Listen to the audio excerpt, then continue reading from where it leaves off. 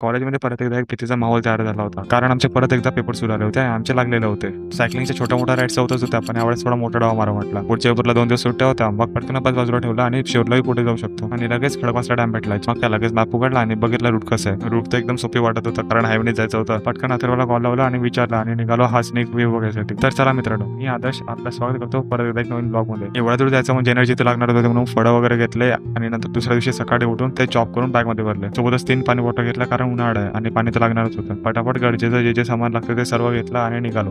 5:30ला निघायचं होतं आणि तयारी करण्यात 10 मिनिट लेट होऊन गेलं. खाली पार्किंगमध्ये पोहोचलो आणि बघितलं तर काय दिवस उजेडलेला पण होता. पण आणखी जास्त वेळ न घालवता पटकन बॉटल माउंट केली, इंडिकेटर लावला, मोबाईल माउंट करून निघालो स्टार्टिंग पॉईंटकडे. पटकन 5 मिनिटात गार वाऱ्याची हवा घेत मी पोहोचलो कॉलेजजवळ. मी कॉलेजजवळ पोहोचलेच होतो की अथर्व पण आला. मग काय कॉलेजचे दर्शन घेतलं आणि निघालो पुढच्या वाटेला. उन्हाळा असून सुद्धा आज वातावरण एकदम थंड होतं आणि रस्ता एकदम सुटसुटीत होता. थोड्याच वेळात एकदम स्पीडने हिंजवडी ब्रिज, बाकड ब्रिज सर्व क्रॉस करून आम्ही पोहोचलो पाषाण हिलजवळ. आणि तिथे थोडा अपील होता म्हणून थोडा स्पीड स्लो होऊन गेली.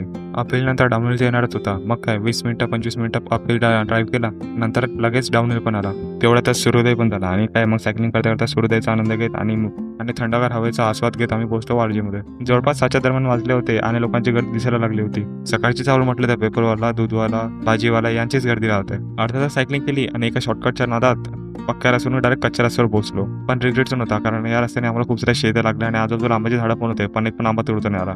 रस्ता तर शेताचा होता म्हणून आम्हाला काट्यांची भीती वाटत होती, कारण इथे जर सायकल पंक्चर झाली तिथे दूरपर्यंत कोणताच दुकान नव्हतं. फायनली खूप मेहनत केल्यानंतर आमचा शॉर्टकट संपला होता, पण आता पुढे जायचं कुठं ते आम्ही शोधायला लागलो. नंतर एका आजोबांची आम्ही मदत घेतली आणि त्यांनी आम्हाला रस्ता सुचवला. नंतर सुद्धा आम्ही सरळ जातच गेलो. 25च्या जागी 27 किलोमीटर झाले, पण आतापर्यंत डॅम दिसलाच नाही आम्हाला. एवढ्या वेळानंतर शेवटी आम्हाला जेव्हा खडकवासला डॅमचं पोस्टर दिसलं तेव्हा काही आम्हाला असं वाटलं की आम्ही बरोबर रस्त्याने आलो. सायकल पार्किंगला लावायला आणि रिलॅक्स करता जागा शोधता त्यात पण आमचा खूप वेळ गेला. तर आम्ही एका लोकल लाईटला विचारलं आणि त्यांनी आम्हाला बरोबर सुचवलं. जेवढा लवकर होईल तेवढ्या लवकर जागा शोधायला लागलो आणि पटकन जागा भेटून पण गेली. पटकन सायकल लावली आणि बसायला निघालो.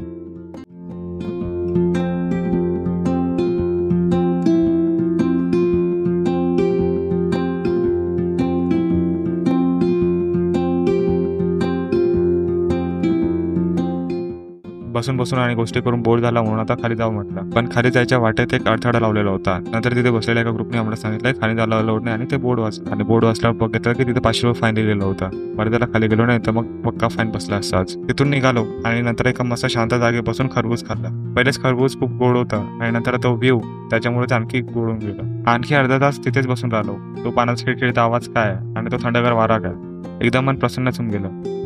असं वाटत होतं की मन भरेपर्यंत इथेच बसून राहावं, पण तसं नाही होऊ शकत ना, कारण 8 ते 8:30 वाजायला आले होते आणि ऊन पण वाढायला लागली होती. मग काय पटकन सायकल काढली आणि परतीच्या मार्गावर निघालो. इथे बसल्या उन्हाची गरमी काय असते ते मला जाणवतच नव्हते, कारण थंड हवेचा वारा एवढा येत होता की काय सांगू. एवढंच नाही तर देव पण आमच्या सोबतच होता, कारण मस्त ढगा वगैरे पण होते आणि जास्त ऊन पण नव्हती जाणवत.